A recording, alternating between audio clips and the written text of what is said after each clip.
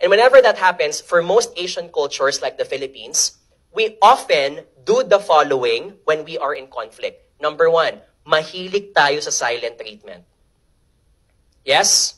Pag may issue at may gustong sabihin, you will not raise it to your boss because you will be perceived as if you are challenging authority. Right? I think in the 1980s, if you're a batang 90s kids, you've been told to your parents, bawal sumagot sa magulang. Even if you think you're on the right track. Right? Which isn't the case today.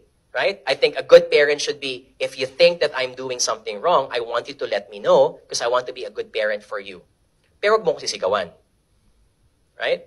Another one would be hinting via subtle favors or professional bribes.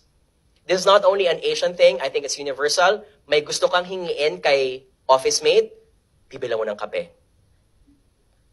Diba? Or gagawan mo ng gesture para kapag may kailangan ka sa kanya, tutulungan ka din niya. Right? Or bibilangin mo yung mga favors. Oh, nung ako, tinulungan kita dyan. Diba? And then the third one, sending, very Filipino, sending a vague email or text. We love ... Guilty? John, may kailangan sana ako ... So you're stressed. Shucks, ano to? Naka 30 minutes na. Hindi siya magte-text kasi hinihintay niyang ikaw yung sumagot. Oh, John, Ana, ano meron? Ano kailangan? John, may tatanong sana kasi ako sa iyo eh. ... And at the back, ano nga?